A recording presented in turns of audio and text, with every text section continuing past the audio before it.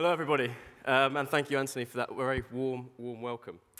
You've heard about the power of global business. You've heard about the story of a little shop called Walmart that started less than 50 years ago that's now the 23rd biggest economy in the world.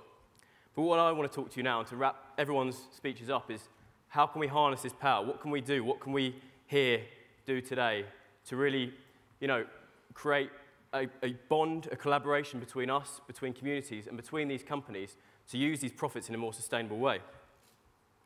To do this, we need to get into the minds of these leaders, because you've got to remember that the reason for the success of businesses is because they're there to maximize profits. They're not there, funnily enough, to give out money to charity, although we might want them to. They're not there, first and foremost, to help their communities. They're there, actually, to make money for their shareholders, as hard as that is for us all to admit. So how can we, therefore, get them to invest in ways that help their shareholders and also help communities? Well, I want to get into their minds, I want us to imagine that we own a shop. And our shop is in a wealthy town, and we make $10 profit a year. We'll keep it $10 to keep the maths simple. And down the road from you is a village in which there is poverty and there is hunger. So every year you give $1 of your profit to charity. This charity provides this village with food and with medicine. And you feel good, and your customers feel good. So now ask yourself this: what incentive is there to go beyond that $1? What incentive is there to do more? But another thing to ask yourself: what happens if there's a recession in your town and you don't make profit one year? How then does the charity provide food and medicine to this village? And how do these people in the village down the road eat? It's not a sustainable solution. So now imagine that you meet a man or a woman in the street, and they advise you that actually you should take a risk. You should go to this village and meet this community of people that are suffering.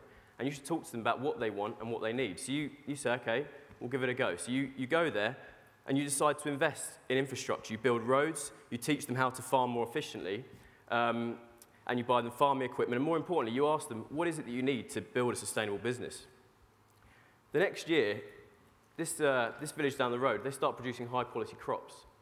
And suddenly you start buying from this village down the road, and you sell it to consumers in your wealthy town. Now, you're not now just providing food to this village down the road, you're providing income. And the next year, you're not making $10 profit, you're making $15 profit. And this is kind of an illustration of what shared value is and what it can be, and in my opinion, what's not done widely enough. So now to the resolution. Now, the resolution asks for a transparency list. This is exposure, it's awareness. Again, it's a marketing tool. Now, I want to get this out of the PR room and into the boardroom. To do that, we need to really think about how we can lead to direct action and investment. So now, I agree with Imtiaz. I agree that we need a platform. In fact, I agree with all the people and what they've said today, and I want to wrap this into one young world, broader, platform itself. I want a place, like a website or a social network even, where we invite communities to join us and organisations to join us, and we're all in one place where we can discuss what's the best way forward for investment. Yes, we have a scorecard. Yes, we can have an award. Yes, we can lobby governments from there, but we're all in one place, in one area that we can discuss it. But I want to add one more thing to what the previous speakers have said. I want us to go out and seek feedback from the communities themselves. Because we hear a lot from companies about what they do. They produce a lot of reports these days telling us what they do. But the real measure of success is not in what they do, but what the impact is of what they do.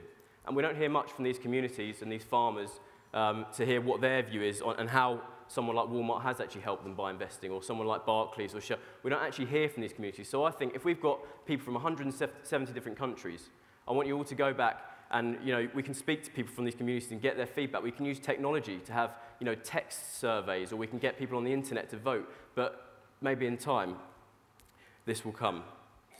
So what action do I have for us? I want us now to really take concrete action. So my challenge to you all is to go back to your countries, and I want you to each speak to 5 business leaders.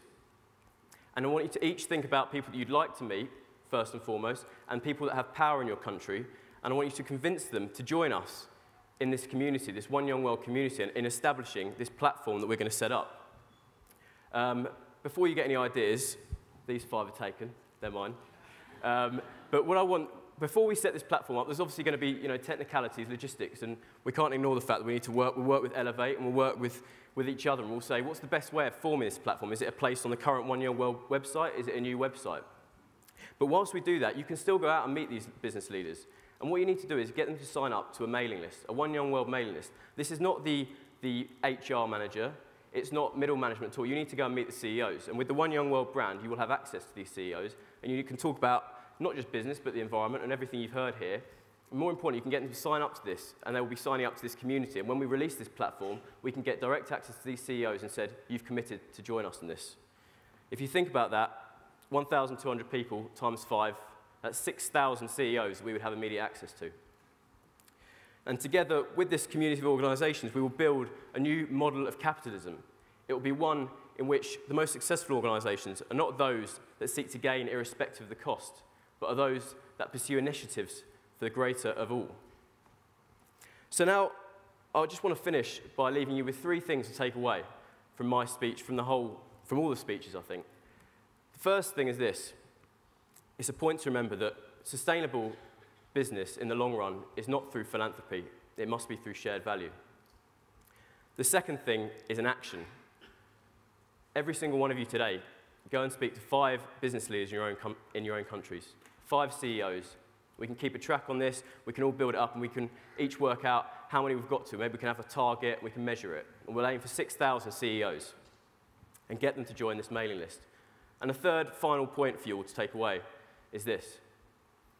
If we're the voice of tomorrow, then we must speak louder and with greater morality and with greater compassion than the voice of today. Thank you for listening.